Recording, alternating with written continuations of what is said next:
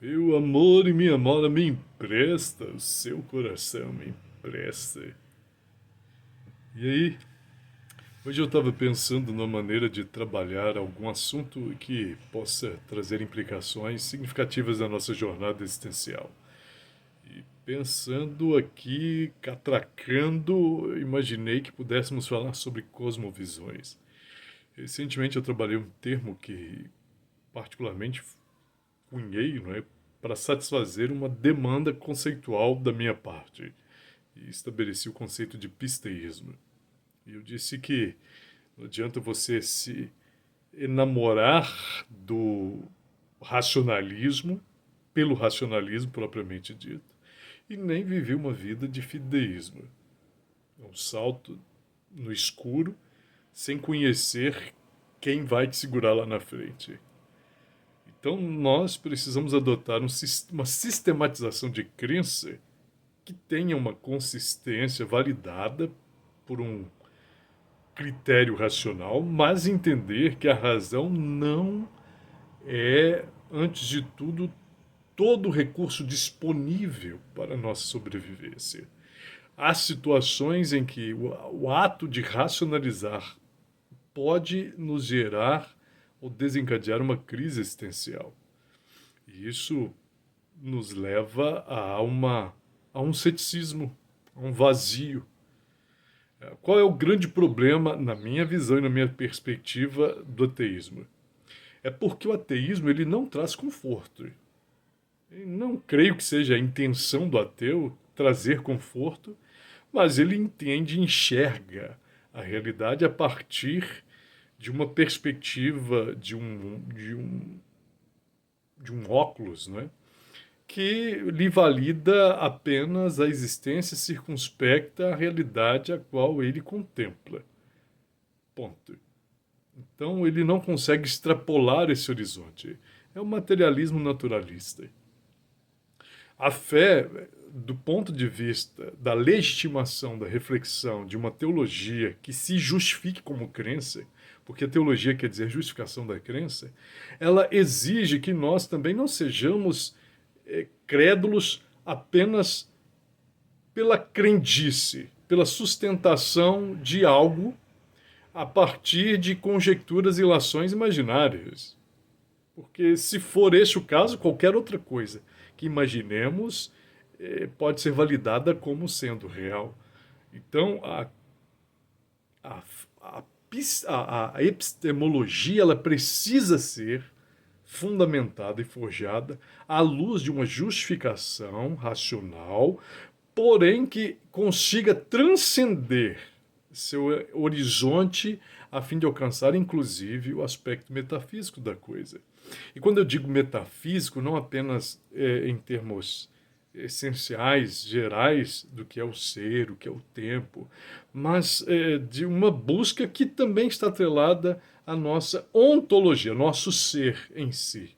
E como esse ser se relaciona com o mundo e como esse ser depende de um ser maior que não se torna delimitado como nós, seres humanos ou qualquer outra criatura, se torne delimitada aqui nessa esfera da existência. É por isso que eu penso na grande aposta pascaliana. Eu não consigo me conter nessa mediocridade que é proposta pelo naturalismo materialista. Eu não consigo ficar preso a essa experiência de mundo como se fosse somente essa realidade a qual nós estamos aqui presenciando.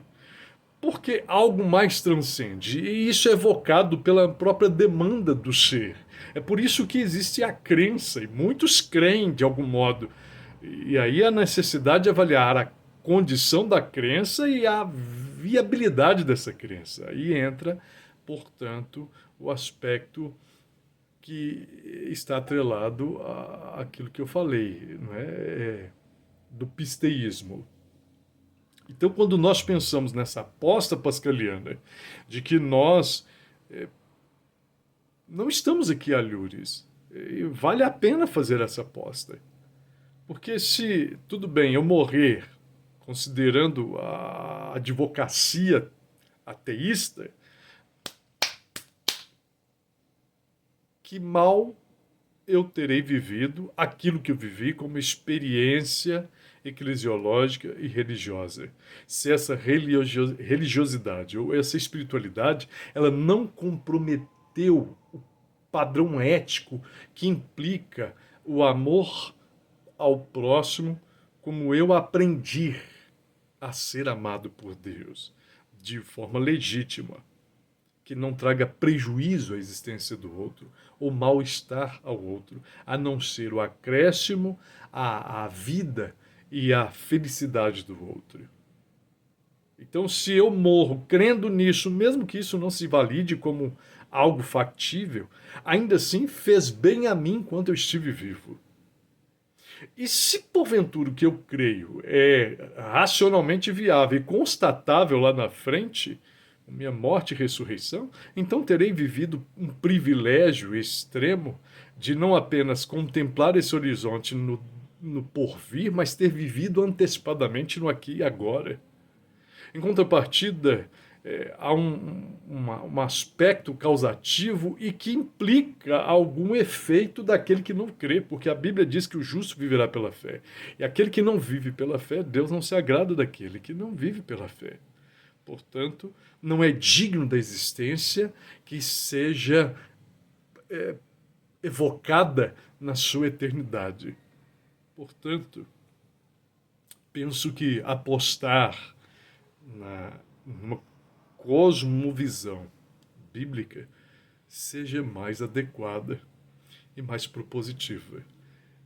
Creio que seja mais satisfatória e agregue mais à existência do que simplesmente negar a possibilidade de algo mais elevado, mais sublime e superior a nós, e que deseja a nossa felicidade, não apenas circunspecta ao momento, mas a toda eternidade.